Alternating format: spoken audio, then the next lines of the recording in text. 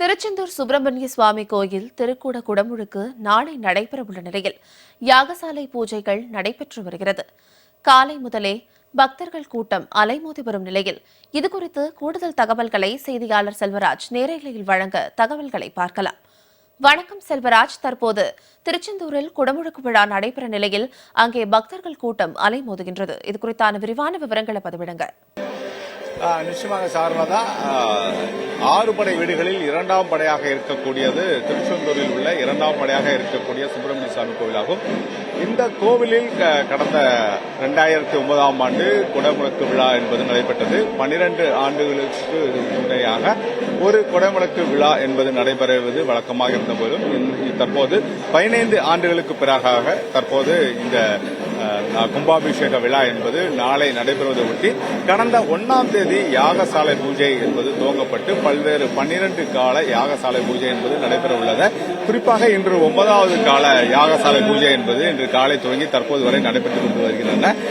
தமிழகத்தில் மட்டும் இல்லாமல் வெளி மாநிலத்திலிருந்தும் வெளிநாடுகளிலிருந்தும் இன்று காலையிலே மிக அதிகமாக முருக பக்தர்கள் நேரடியாக இந்த திருச்செந்தூர் பகுதிக்கு வந்த வண்ணம் உள்ளார்கள். ஏனென்றால் அவர்கள் அனைவருமே பச்சை ஆடை அணிந்து தற்போது நேரடியாக இந்த சுப்பிரமணிய சாமியை வழிபட்டுக்கூடிய இந்த யாகசாலை பூஜைகளில் பல்வேறு இடங்களிலும் அமர்ந்து தற்போது நேரடியாக அமர்ந்துள்ளார்கள். குறிப்பாக நாளை காலை நேரடியாக வரக்கூடிய சுப்பிரமணிய சாமி, சண்முகர் மற்றும் பல்வேறு அந்த குண்டங்களுக்கு நேராக சொல்லக்கூடிய அந்த கோபுரங்களுக்கு காலை சரியாக 6:15 முதல் 6:50 மணிக்குள் அந்த புனித நீர் என்பது ஊற்றப்படுகின்றன. இதற்காக தமிழகத்தில் மட்டுமில்லாமல் 10 மாவட்டங்களிலிருந்து காவல்துறை கிட்டத்தட்ட ஒரு 6000க்கும் மேற்பட்ட காவலர்கள் தங்கள் பாதுகாப்பு பணியில் அமர்த்தப்பட்டுள்ளார்கள். 2 டிஐஜி தலைமையிலும் 4 எஸ்பி தலைமையிலும் இது போன்ற தங்களுடைய இந்த கும்பாபிஷேக பணியொட்டி இந்த பாதுகாப்பு பணி என்பது நடைபெற்றுக் கொண்டிருக்கிறது. இது குறித்து நம்மிடம் சென்னையை சேர்ந்த தியா நம்மிடம் இருக்கிறார். 4ஆம் வகுப்பு படிக்கக்கூடிய மாணவி, அவர்கிட்ட பேசுவோம். அம்மா வணக்கம். சுப்பிரமணிய சுவாமி கோவில்ல நாளை கும்பாபிஷேகம் நடைபெறுவதற்கு நீங்க எப்படி இருக்கீங்க? என்ன மாதிரியான நீங்க நிறைய பாடுகளா முருகரை பத்தி பாடுறீங்க, அது தொடர்பான தகவல் சொல்லுங்க. அனைவருக்கும் வணக்கம். முருகன் புகழ் பாடும் உங்கள் தியா பேசுறேன். இன்னைக்கு நம்ம திருச்செந்தூர் செந்திலாண்டவர் திருக்கோவிலுக்கு 14 வருடங்களுக்கு அடுத்து அஷ்டபந்தன மகா கும்பாபிஷேகம் நடக்க இருக்கு. அதுல நான் கலந்துக்கிறதுக்காக நான் இன்னைக்கு வந்திருக்கேன். நம்ம திருச்செந்தூர் சுப்பிரமணிய சுவாமி நம்ம சுப்பிரமணிய சுவாமி கடலையே ஆண்டு அவர் அரசரா இருக்காரு. அப்படிப்பட்ட நம்ம முருகப்பெருமானுக்கு இங்க யாகசாலை பிரம்மாண்டமா அமைக்கப்பட்டிருக்கு. இங்க 76 யாக குண்டங்கள் அமைச்சிருக்காங்க. இங்க ரொம்ப பிரம்மாண்டமா தேவலோகம் மாதிரி தங்கத்துல எல்லாமே ரொம்ப ஜொலிக்குது தங்க நேரத்துல. அதனால எனக்கு இந்த யாகசாலையில தமிழ் கடவுளுக்கு தமிழ் அருணகிரிநாதர் அருளிய திருப்புகழ், கந்தர் அலங்காரம், கந்தர் அனுபூதி, இந்த மாதிரி அருணகிரிநாதர் அருளிய பல தமிழ் பாடல்களை பாடி அந்த தெய்வாம்சத்தை நிறைய இங்க கொண்டு வராங்க. எனக்கு இந்த இடமே ரொம்ப பிடிச்சிருக்கு. நாளைக்கு 7ஆம் தேதி அனைத்து முருக பக்தர்களும் இங்க திருச்செந்தூர் செந்திலாண்டவர் திருக்கோவிலுக்கு முருகப்பெருமானுடைய அருளை பெறணும் அப்படின்னு நான் முருகப்பெருமான்ட்டு அன்போடு வேண்டிக்கிறேன். வெற்றிவேல் முருகனுக்கு அரோகரா, திருச்செந்தூர் செந்திலாண்டவருக்கு அரோகரா. நன்றி, வணக்கம். குறிப்பா பாத்தீங்கன்னா மற்ற கோயிலை விட சுப்பிரமணிய சுவாமி திருச்செந்தூர் கோவில் பாத்தீங்கன்னா பக்தர்களுக்கு உடனே தன்னுடைய இன்முகத்தோடு காக்கக்கூடிய ஒரு தெய்வமாக கருதப்படுகின்றன. ஏன்னா மற்ற கோயில்கள் மலையில இருந்தாலும் கூட கடல் பகுதியில் இருக்கக்கூடியது. இந்த அளவுக்கு ஒரு சிறிய குழந்தைகளாக நீங்க முருகப்பெருமானை எந்த அளவுக்கு வழிபடுறீங்கம்மா?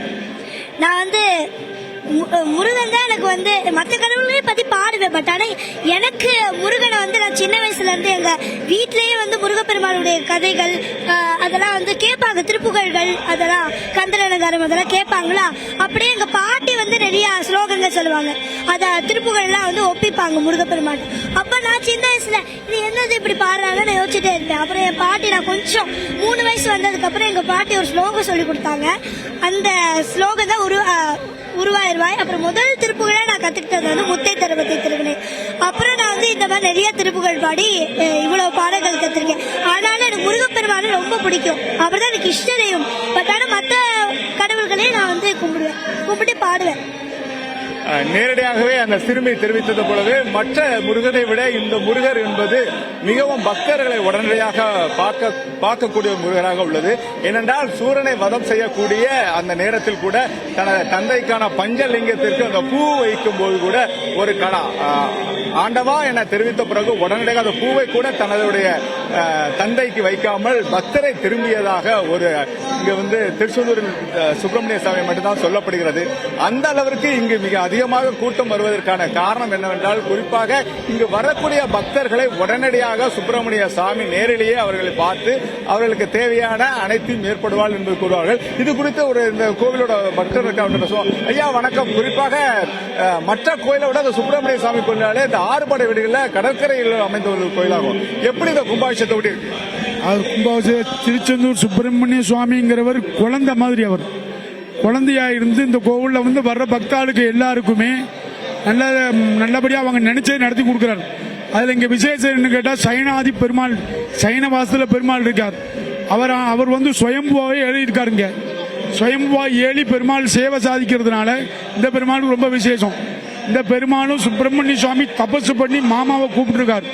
அதனால மாமா இங்க மக்களுக்கு சேவை சாதிக்கிறார். நேரடியாகவே கேட்கக்கூடிய நாளை காலை அதிகாலையில் சரியாக 6:15 மணியிலிருந்து 6:45 வரை இந்த கும்பாபிஷேக பணி என்பது நடைபெறுவதை ஒட்டி தமிழகத்தில் மட்டுமில்லாமல் பல்வேறு பகுதியிலிருந்தும் பக்தர்கள் இன்று காலையிலிருந்தே நேரடியாக இந்த சுப்பிரமணிய சாமியை வழிபடுவதற்காக கடலில் நீராடிவிட்டு தங்களுடைய சாமி தரிசனத்தை மேற்கொண்டு வருகிறார்கள்.